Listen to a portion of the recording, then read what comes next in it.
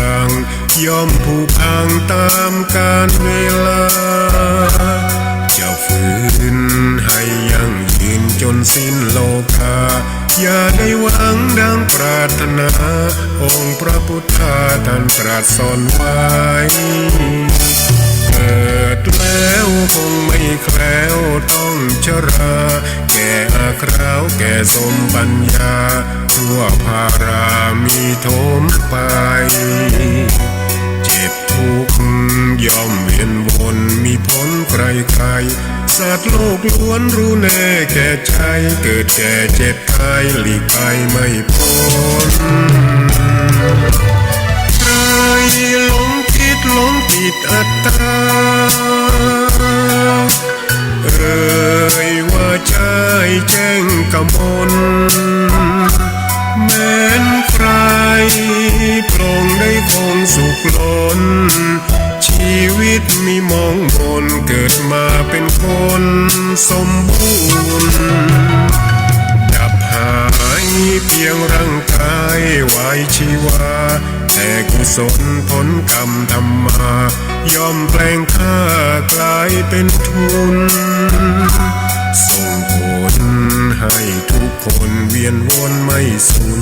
สุขและทุกข์เป็นไปตามทุนที่พวกคุณได้ก่อทำมา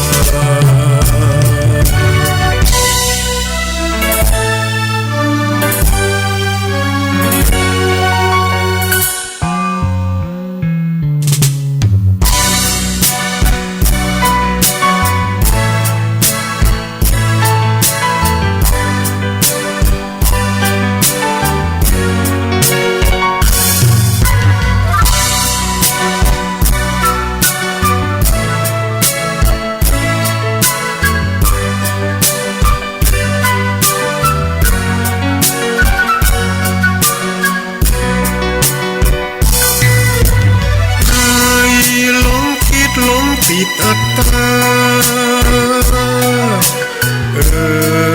ว่าใจแจ้งกมลแม้นใครปลงได้คงสุขล้นชีวิตมีมองมนเกิดมาเป็นคนสมบูรณ์ดับหายเพียงร่างกายไว้ชีวาแต่กุศลผลกรรมทำมาย่อมแปลงค่ากลายเป็นทุนส่งผลให้ทุกคนเวียนวนไม่สูญสุขและทุกข์เป็นไปตามทุนที่พวกคุณได้ก่อทำมา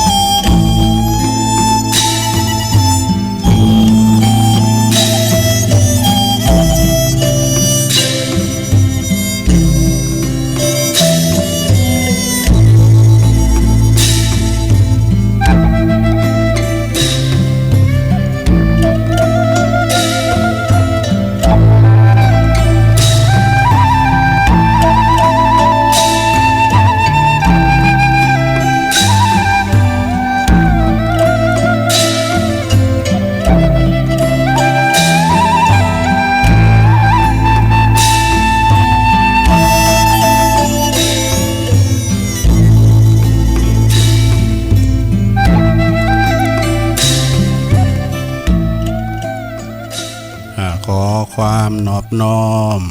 แด่พระรัตนตรัยอันมีพระพุทธพระธรรมพระสงฆ์เป็นสรณะตีปึงขอกราบแนบไต่ไหวสาถวายความเคารพครูบาอาจารย์พระมหาเถรานุเถระตันเจ้าคณะพระสังฆาธิการพระภิกษุสามเณรเจ้าจุโตนจุองค์ทุกวัดวาอาราม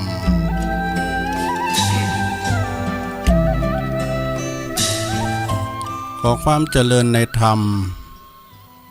เจริญปอนเจริญชัยเจริญสุข มายังบรรดาปอออกแม่ออกศรัทธาสาธุชนคนดีทั้งหลาย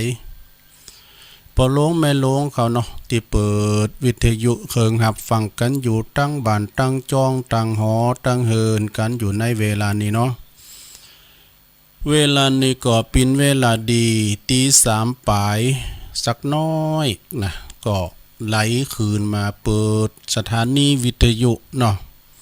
มาฟังเสียงจากตุลุงยอง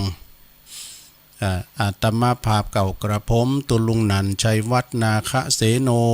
แห่งวัดพระธาตุดอยน้อยตำบลดอยหลออำเภอดอยหลอจังหวัดเชียงใหม่ก็ได้มารับผิดชอบดำเนินรายการในรายการสเปเฮละปะกินนากะขอนลุงไก่แจ้งเสียงธรรมแสงทอง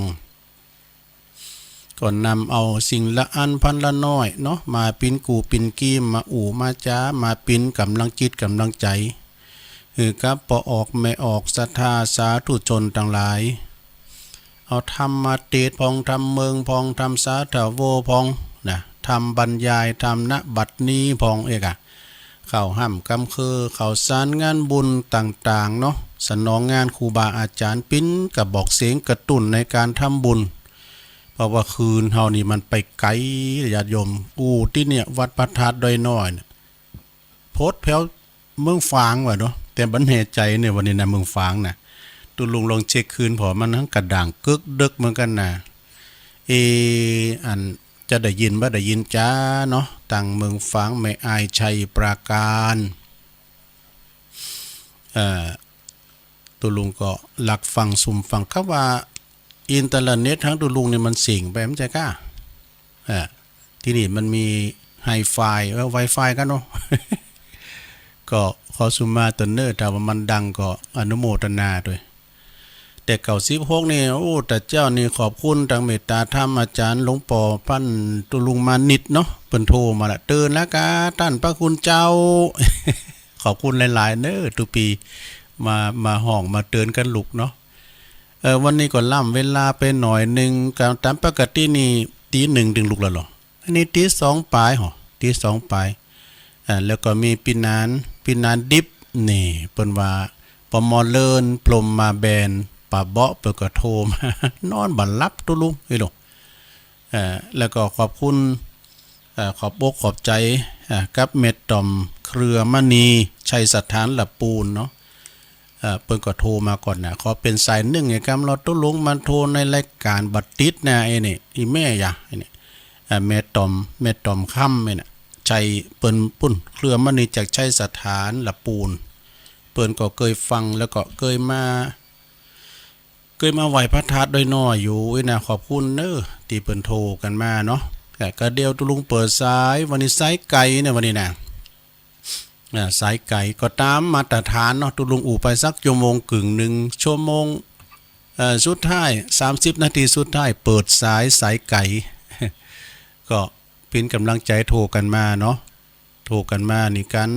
ที่เปิ้นโทรมานี่ก็เป็นย่าปากหนึ่งเนี่ยกำลังใจเนอะตุลุงไอ้น่ะมันก็เป็นโต๊ะเป็นสุยเนาะตุลุงนะกันว่าอ้าวโทรมาดักเสียปีก่อนนักเกเหมือนกันเนอะแต่ก่อนตุลุงก็ว่าตี3เนี่ยเปิ้นจะลุกกันมากกว่าจะมีไผฟังพองจ้าอีน่ะก็ปรากฏว่าเปิ้นฟังกันรุ่นเหลือเหมือนกันเนอะอย่างน้อยใน10คุณขอฟังให้คุณเนี่ยก็พอใจแล้วเนาะเอาละบ่เดี๋ยวตุลุงจะเตดธรรมวันนี้จะเตดธรรมอันนี้กันเนอะเราจะเอาข่าวห้ำของหลวงพ่อบุญปันข่าวห้ำเรื่องเกี่ยวกับอันนี้ก็เกิดแก่เจ็บตายเอามาเล่าเปิ้นสูงมาเด้อกับขอบคุณในเมตตาบารมีตามหลวงพ่อบุญปันวัดแม่โป่งหลวงพ่อเปิ้นเอาหนังสือมาให้ตุลุงธรรมจักรกับปวัตนสูตรหลายเนอะเอามาแจกให้พระเนรแจกให้พระเนรอันนี้เปิ้นโทรมันหลายเตยก็เดียวกันเนอะจะได้จ้ะฮัลโหลมึงฟังกะตั้งได้แม่มึงฟังได้ยินอยู่หนองมะขังเนี่ยหน้าบิ๊กซีเนี่ยเจ้าน้องป่าคังหน้าบิ๊กซีกะแม่ได้ยินได้ยินเจ้าดีกันเนาะมันบัดติดเจ้าเขาเป็นสายเหล็ก โอ้เป็นหยังเนาะเขาเป็นสายแหลกเนาะหน้าบิ๊กซีน้องปากคางขอบคุณนะแม่เด้อ เจ้า เจ้าสาธุเปิ้นก็ว่าโทรมาได้ก็ติดขอเป็นสายแหลกแกกำดูอีดอก กันเดียวกับโทรมาดำเนาะเอาละคำเดียวตุลุงจะเตดทำใจยะตังเจ็ดของหลงตามมูลก่อนเนาะหลงตามมูลวัดหนองเจริญตำบลหนองปลาสวายอำเภอบ้านโฮ่งจังหวัดลำพูนใจยะตังเจ็ดนี่เป็นถ้ำที่ว่าอันนี้เป็นถ้ำมงคลเนอะเวลามีงานขึ้นบันใหม่กินแขกแต่งงานหรือว่าทำงานทำบุญมงคลต่างๆเปิ้นจะเอาใจยะตังเจ็ดนี่ไปเตดเนาะบุตรก็ถาฟังเนอแล้วก็จะเอาเขาหำเรื่องมรณสติของหลวงพ่อบุญปันวัดเมโป่งมันเหล่าศรัทธาต่างหลายได้ฟังเนาะวันนี้พรำว่าเป็นวันดีวันใจอย่าโจกเนอญาติโยมต่างหลายตามปออาจารย์ทำได้ลุงนานเขาฟังเปิ่มขึ้นแล้วเนาะลุงนานอาคมเตจันนาเปิ่นบอกว่าวันนี้นะเป็นวันปุดเป็นวันใจอย่าโจกเป็นวันลุงสะเปาไปก้าเนอญาติโยมต่างหลายลุงสะเปาไปกาหิมากล้าขึ้นเนี่ยประกาศในคายเงินไหลนองทองไหลมามังมีสีสุขเหมือนกันจุปู่จุคนเอาละเนาะต่อไปตุลุงจะได้ไหวพระแล้วก็สวดมนต์ก่อนเนอแม่ลงไปลุกมาเตอนอนอยู่ให้ที่นอนหันเกินมันเจ้าอยู่นอนฟังไปก่อนรับไปไผก่อนวามสังแหละเนาะจะไหวพระเพื่อความเป็นสิริเป็นมังกรละเป็นมงคล